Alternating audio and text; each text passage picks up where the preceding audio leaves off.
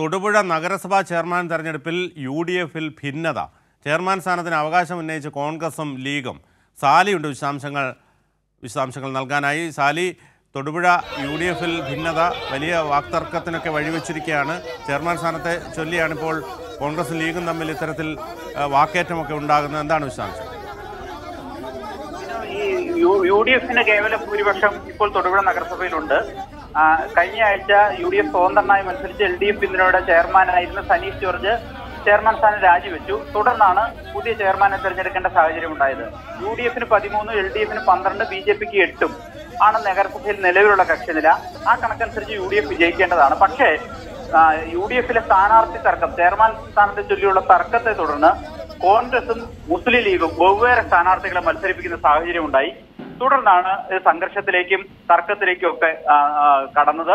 ഇപ്പോൾ മത്സരം ആദ്യ 2 റൗണ്ടുകൾ പൂർത്തിയായപ്പോൾ ഭൂരിപക്ഷമില്ലാത്ത എൽ.ഡി.എഫിനാണ് കൂടുതൽ വോട്ട് നേടിയിരിക്കുന്നത്. എൽ.ഡി.എഫ് സ്ഥാനാർത്ഥി സബീന ബിഞ്ചു 10 വോട്ടും കോൺഗ്രസ് സ്ഥാനാർത്ഥി 7 വോട്ടും സ്ഥാനാർത്ഥി 6 വോട്ടുമാണ് നേടിയിരിക്കുന്നത്.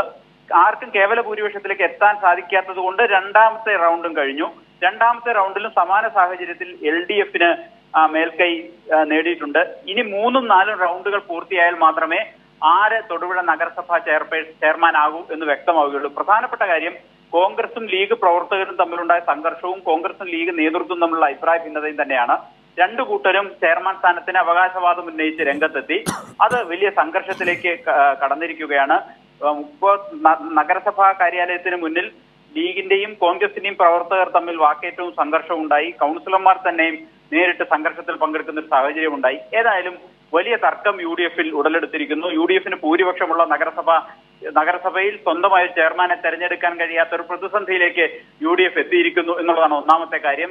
2 കൂട്ടരും തമ്മിൽ സംഘർഷമുണ്ടായി എന്നുള്ളതാണ്. ലീഗ് കോൺഗ്രസ് പ്രവർത്തകർ തമ്മിൽ വാക്കേറ്റവും ഉന്തും തള്ളവും സംഘർഷവും ഉണ്ടായി. DCC പ്രസിഡന്റ് അടക്കം CP മാത്യു ഉൾപ്പെടെയുള്ളവരുടെ നേതൃത്വത്തിലാണ് കോൺഗ്രസ് പ്രവർത്തകർ അണിനിരന്നിരിക്കുന്നത്. മറുവശത്തായി ലീഗ് പ്രവർത്തകരുമുണ്ട്. ലീഗിന്റെ നേതാക്കൾ തന്നെ ലീഗിന്റെ പ്രവർത്തകർക്ക് നേതൃത്വം നൽകാനായി എത്തിയിരിക്കുന്നു. ചുരുക്കത്തിൽ യു.ഡി.എഫിലെ 2 പ്രധാന ഘടകകക്ഷികൾ ഒരു ചെയർമാൻ സ്ഥാനത്തെ ചൊല്ലി തൊടുപുഴ നഗരസഭാ കാര്യാലയത്തിന് മുന്നിൽ നേതാക്കൾ തമ്മിൽ പോലും ഉന്തും തള്ളും ഉണ്ടാകുന്ന സാഹചര്യത്തിലേക്ക് എത്തിയിരിക്കുന്നു. ഇപ്പോഴും തെരഞ്ഞെടുപ്പ് പുരോഗമിക്കുകയാണ്. അല്പസമയത്തിനകം റിസൾട്ട് വരും. റിസൾട്ട് വന്ന് ഒരു അട്ടിമറി വിജയം എൽ.ഡി.എഫിന് നേടാനായാൽ വലിയ അട്ടിമറിയാവും. ഇത് ഇപ്പോൾ തെരഞ്ഞെടുപ്പ് പൂർത്തിയായിരിക്കുന്ന ഏറ്റവും പുതിയ വിവരം തൊടുപുഴ നഗരസഭയിൽ എൽ.ഡി.എഫ് ഭരണം എന്ന് തന്നെയാണ്. എൽ.ഡി.എഫിലെ സബീന ബിഞ്ചു ചെയർപേഴ്സണായി തെരഞ്ഞെടുക്കപ്പെട്ടിരിക്കുന്നു എന്ന വിവരമാണ് ഇപ്പോൾ ഏറ്റവും ഒടുവിൽ ലഭിക്കുന്നത്.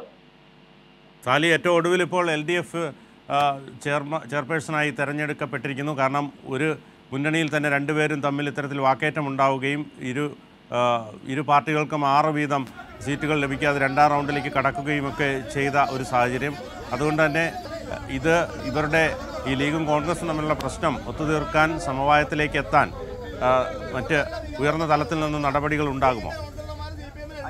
ഇത് ഇനി സമവായ ചർച്ചയ്ക്കൊന്നും പ്രസക്തിയില്ല. കാരണം ഇരു കൂട്ടരും തമ്മിൽ കയ്യാങ്കളി വരെ എത്തിയിരിക്കുന്നു. മാത്രമല്ല ചെയർമാൻ സ്ഥാനം യു.ഡി.എഫിന് നഷ്ടമാവുകയും ചെയ്തു. യു.ഡി.എഫിന് 13 അംഗങ്ങളുണ്ട്. എൽ.ഡി.എഫിന് 12 അംഗങ്ങൾ മാത്രമേ ഉള്ളൂ. പക്ഷേ 12 അംഗങ്ങളുള്ള എൽ.ഡി.എഫിന് ചെയർമാൻ പദവിയിലേക്ക് എത്താൻ കഴിഞ്ഞിരിക്കുന്നു എന്നുള്ളതാണ് ഇപ്പോഴത്തെ സാഹചര്യം. യു.ഡി.എഫിനെ സംബന്ധിച്ചിടത്തോളം യു.ഡി.എഫിന് ഉള്ളിൽ വലിയ തർക്കത്തിന് വഴിവെക്കുന്ന ഒരു സാഹചര്യം ഇപ്പോൾ സംജാതമായിരിക്കുന്നു. എൽ.ഡി.എഫിന് തൊടുപുഴ നഗരസഭാ ഭരണം പിടിച്ചെടുക്കാൻ കഴിഞ്ഞിരിക്കുന്നു എന്നുള്ളതാണ് ഇപ്പോഴത്തെ സാഹചര്യം. തീർച്ചയായും വലിയൊരു നേട്ടത്തിലേക്ക് എൽ.ഡി.എഫ് എത്തുന്നു. തൊടുപുഴ നഗരസഭാ ഭരണം ഏറ്റെടുക്കാൻ കഴിയുന്നു. ഇനി ഇവർ തമ്മിലുള്ള തർക്കം കൂടുതൽ രൂക്ഷമാകാനല്ലേ സാധ്യത? കാരണം വലിയ വാക്കേറ്റമാകുന്നു, കയ്യാങ്കളിയിലേക്ക് വരെ കാര്യങ്ങൾ എത്തി നിൽക്കുന്നു. അതുകൊണ്ട് തന്നെ ഇതുമായി ബന്ധപ്പെട്ട് ഇനി ഉണ്ടാകാൻ സാധ്യതയുള്ള മറ്റ് ഡെവലപ്മെൻറ്റ്സ് എന്തൊക്കെയാണ്? സ്വാഭാവിക തർക്കവും സംഘർഷവും നിലനിൽക്കുന്നു. ഇത് വലിയ സംഘർഷത്തിലേക്ക് നീങ്ങും എന്ന കാര്യത്തിൽ തർക്കമില്ല. കാരണം 2 കൂട്ടരും ലീഗും കോൺഗ്രസിന്റെയും നേതാക്കന്മാരുടെ നേതൃത്വത്തിൽ പുറത്ത് 2 കൂട്ടരും സംഘടിച്ചിട്ടുണ്ട്. അവർ തർക്കത്തിലേക്ക് കടന്നിരിക്കുന്നു. സംഘർഷത്തിലേക്ക് ഉന്തും തള്ളിലേക്ക് എത്തിയിരിക്കുന്നു. പോലീസ് വൻതോതിൽ പോലീസിനെ വിന്യസിച്ചിട്ടുണ്ട്. എങ്കിലും ഇപ്പോ ഈ തെരഞ്ഞെടുപ്പ് പ്രക്രിയ പൂർത്തിയായി വരുന്നു.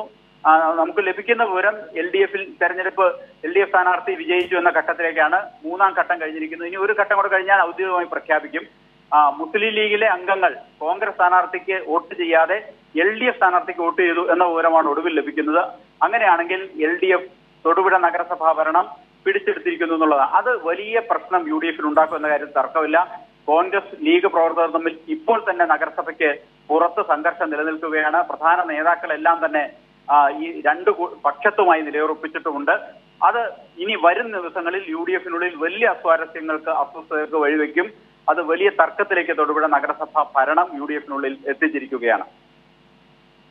സാലി, ഇനി ഏതായാലും ലീഗിൻ്റെ ഉയർന്ന നേതാക്കളും കോൺഗ്രസിൻ്റെയൊക്കെ ഉയർന്ന നേതാക്കളുമൊക്കെ ഇക്കാര്യത്തിൽ ഇവരെ തമ്മിലുള്ള പ്രശ്നങ്ങൾ പരിഹരിക്കാനുള്ള നടപടിക്രമങ്ങളിലേക്ക് കടക്കുമോ? അത് സംബന്ധിച്ചുള്ള പരാതികൾ അങ്ങോട്ടേക്ക് പോയിട്ടുണ്ടോ? അത് സംബന്ധിച്ചുള്ള വിശദാംശങ്ങൾ.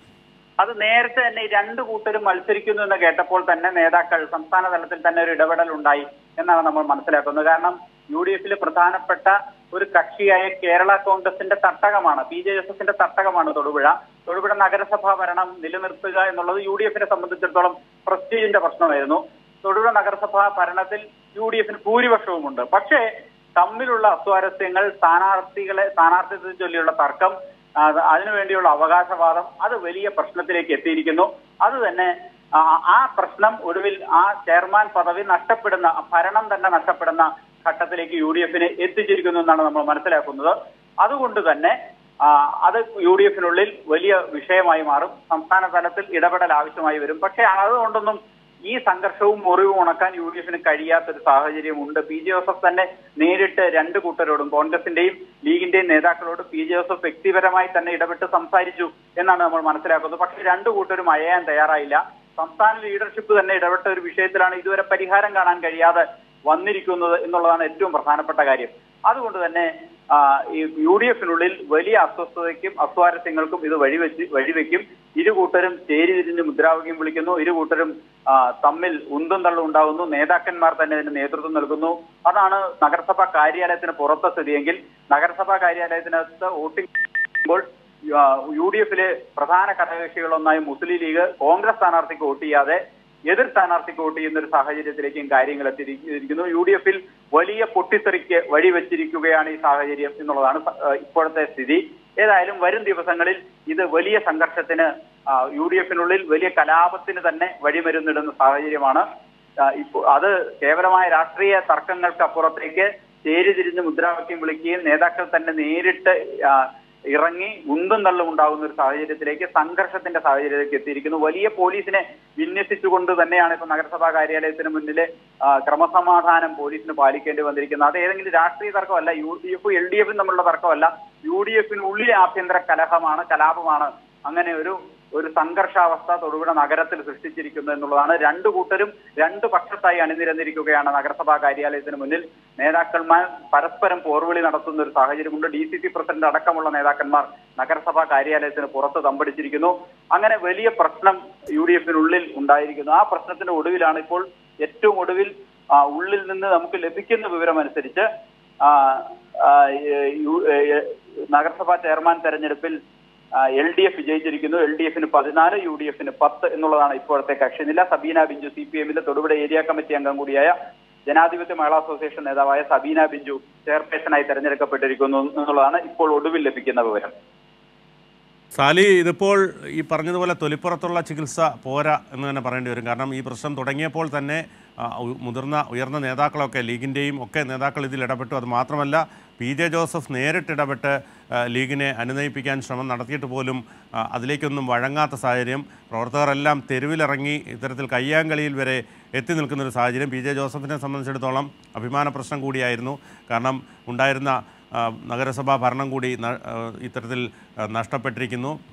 ചെയർമാൻ സ്ഥാനത്ത് ചെയർപേഴ്സണായി LDF ചെയർപേഴ്സൺ തിരഞ്ഞെടുക്കപ്പെട്ടിരിക്കുന്നൊരു സാഹചര്യം. അതുകൊണ്ട് തന്നെ ഇത് കുറേയേറെ ദിവസങ്ങളിൽ സാലി സൂചിപ്പിച്ചതുപോലെ തന്നെ ഇവർ തമ്മിലുള്ള, അതായത് ഈ മുന്നണിക്കുള്ളിലെ ഇരു പാർട്ടികളും തമ്മിലുള്ള വലിയ തർക്കത്തിലേക്കും വലിയ പ്രതിസന്ധികളിലേക്കും അതോടൊപ്പം തന്നെ വരും ദിവസങ്ങളിലും വഴിവെച്ചേക്കുമെന്നുള്ള റിപ്പോർട്ടുകളാണ്, അല്ലെങ്കിൽ അത്തരത്തിലുള്ളൊരു നീക്കത്തിലേക്കാണ് കാര്യങ്ങൾ എത്തി നിൽക്കുന്നത്. അതുകൊണ്ട് തന്നെ ഇനി ഇതിൻ്റെ അടുത്ത ദിവസങ്ങളിലൊക്കെ തന്നെ ഇപ്പോൾ PJ ജോസഫ് ഇതുമായി ബന്ധപ്പെട്ട് പ്രതികരിച്ചിട്ടുണ്ടോ? അതോടൊപ്പം തന്നെ മറ്റ് മുതിർന്ന കോൺഗ്രസ് നേതാക്കൾ ഏത് തരത്തിലായിരിക്കും ഇത് പരിഹരിക്കാൻ ശ്രമിക്കുക?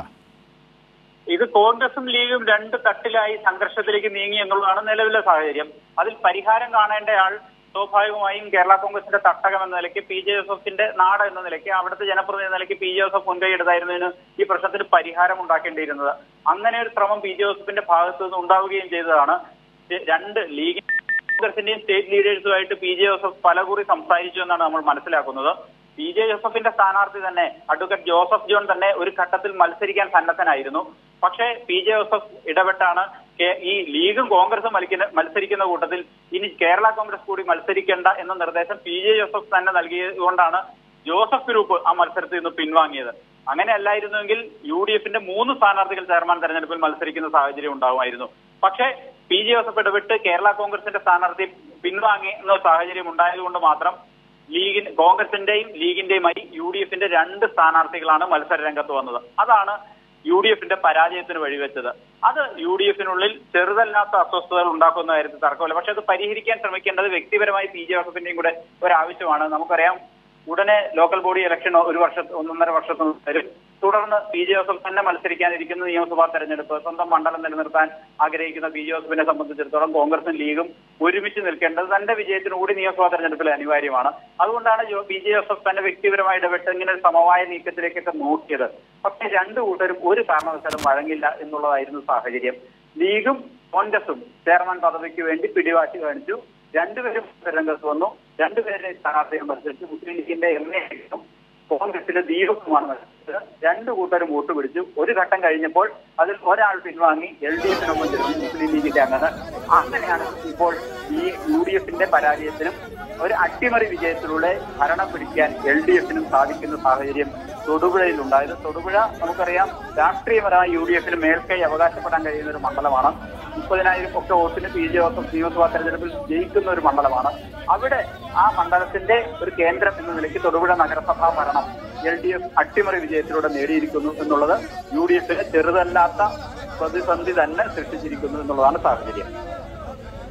സാലി, തുടരുക. ഇപ്പോൾ അവിടെ നിന്നുള്ള ദൃശ്യങ്ങളും അവിടെ നിന്നുള്ള പ്രതികരണങ്ങളും ഒക്കെ കാണേണ്ടതുണ്ട്.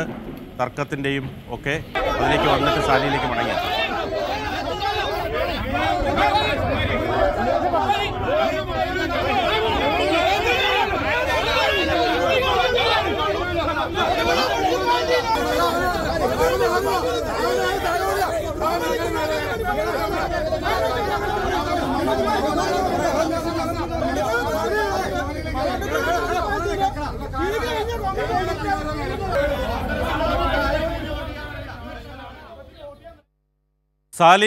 സാലി നേരത്തെ സൂചിപ്പിച്ചതുപോലെ തന്നെ ഈ തർക്കം തുടങ്ങുന്ന സാഹചര്യത്തിൽ തന്നെ പി ജെ ജോസഫ് ഇവരെ അനുനയിപ്പിക്കാൻ പലവട്ടം ശ്രമം നടന്നിരുന്നു. എന്നാൽ ഈ 2 സ്ഥാനാർത്ഥികൾ, ഒരു മുന്നണിക്കുള്ളിൽ നിന്ന് തന്നെ ലീഗിൻ്റെയും കോൺഗ്രസിൻ്റെയും സ്ഥാനാർത്ഥികൾ മത്സരരംഗത്തേക്ക് വരുന്നത് തടയാൻ പി ജെ ജോസഫിന് കഴിഞ്ഞില്ല. അത് പി ജെ ജോസഫിൻ്റെ ഒരു പരാജയമായി തന്നെ കാണേണ്ടതുണ്ട്. കാരണം നേതാവ് പറയുന്നത് അണികൾ കേൾക്കാത്തൊരു സാഹചര്യത്തിലേക്ക് കാര്യങ്ങൾ എത്തി നിൽക്കുന്നു. തീർച്ചയായും അത് അണികൾ മാത്രമല്ല, കോൺഗ്രസിന്റെയും മുസ്ലിം ലീഗിന്റെയും ലീഡർഷിപ്പ് തന്നെ അക്കാര്യത്തിൽ 2 പക്ഷത്തായിരുന്നു എന്നുള്ളതാണ് അവിടെ ഒരു പ്രതിസന്ധി. അതുകൊണ്ട് തന്നെയാണ് കോൺഗ്രസ് നേതൃത്വം ആകെ അവിടെയുണ്ട്, ഈ നഗരസഭാ കാര്യാലയത്തിന് മുമ്പിലുണ്ട് എന്നുള്ളതാണ് ഇപ്പോഴത്തെ സാഹചര്യം. DCC പ്രസിഡന്റ് CP മാത്യുവിൻ നേതൃത്വത്തിൽ തന്നെയാണ് കോൺഗ്രസ് പ്രവർത്തകർ സംഘടിച്ചിരിക്കുന്നത് എന്നുള്ളതാണ്. ലീഗിന്റെ ജില്ലാ നേതാക്കളടക്കം മറുവശത്തുമുണ്ട്. അപ്പോൾ അണികൾ തമ്മിലുള്ള ഒരു അസ്വസ്ഥത എന്നതിനപ്പുറം 2 ഘടക കക്ഷികളുടെ നേതൃത്വം 2 പക്ഷത്തായി നിലയുറപ്പിച്ച് സംഘർഷത്തിലേക്ക് നീങ്ങിയിരിക്കുന്നു എന്നുള്ളതാണ് തൊടുപുഴ നഗരസഭാ ചെയർമാൻ തെരഞ്ഞെടുപ്പുമായി ബന്ധപ്പെട്ട് UDF-ൽ ഉണ്ടായിരിക്കുന്ന അങ്ങേയറ്റത്തെ പ്രതിസന്ധി എന്നുള്ളത്. UDF-നെ സംബന്ധിച്ചിടത്തോളം നിയമസഭാ തെരഞ്ഞെടുപ്പുകളിലൊക്കെ കാര്യമായ മേൽക്കൈയോടെ അധികാരവും ഭരണവും ഒക്കെ നിലനിർത്താൻ കഴിയുന്ന ഒരു പ്രദേശമാണ് തൊടുപുഴ. പി ജെ ജോസഫിന്റെ തട്ടകമാണ്, കേരള കോൺഗ്രസിന്റെ കേന്ദ്രമാണ്. അതുകൊണ്ട് തന്നെ കേരള കോൺഗ്രസിന്റെ പി ജെ ജോസഫിന്റെ തട്ടകത്തിൽ നഗരസഭാ ഭരണം പരസ്പരമുള്ള പോർവിളി മൂലം UDF-ന് നഷ്ടപ്പെട്ടു എന്നുള്ളതാണ് ഈ സാഹചര്യം. ഈ സാഹചര്യത്തിലാണ് UDF പ്രതിസന്ധിയിലേക്ക് നീങ്ങിയിരിക്കുന്നത് എന്ന് തന്നെ പറയാം. പി ജെ ജോസഫിനെ സംബന്ധിച്ചിടത്തോളം വ്യക്തിപരമായ ഒരു പ്രതിസന്ധി വലിയ തോതിൽ അതിലുണ്ട്. ഞാൻ നേരത്തെ സൂചിപ്പിച്ചതുപോലെ വരുന്ന നിയമസഭാ തെരഞ്ഞെടുപ്പിൽ കേരള കോൺഗ്രസിന് ജയിക്കണം എന്ന് കരുതുന്ന ഒരു സീറ്റാണ് തൊടുപുഴ. കഴിഞ്ഞ കുറെ തെരഞ്ഞെടുപ്പുകളായി കാരണം UDF-ന്റെ കൈവശമിരിക്കുന്ന ഒരു നിയമസഭാ മണ്ഡലം. വ്യക്തമാണ്, ഞാൻ ഇടപെടുകയാണ്. ഇടുക്കി UDF-ൽ പൊട്ടിത്തെറി, തൊടുപുഴ നഗരസഭാ ഭരണം LDF-ന്. ലീഗ് പ്രവർത്തകർ കോൺഗ്രസിന് വോട്ട് ചെയ്തില്ല. ചെയർമാൻ സ്ഥാനത്തിന് അവകാശമുന്നയിച്ച് കോൺഗ്രസ് ലീഗ് പ്രവർത്തകർ തമ്മിലടിച്ചു. ഒടുവിൽ ഇപ്പോൾ LDF ചെയർപേഴ്സൺ ആയി തെരഞ്ഞെടുത്തിരിക്കുന്നു. LDF പ്രതിനിധി ചെയർപേഴ്സണായി തെരഞ്ഞെടുത്തിരിക്കുന്നു എന്നുള്ളതാണ് ഏറ്റവും പുതിയ വിവരം. സാലിയാണ് വിശദാംശങ്ങൾ നൽകിയത്.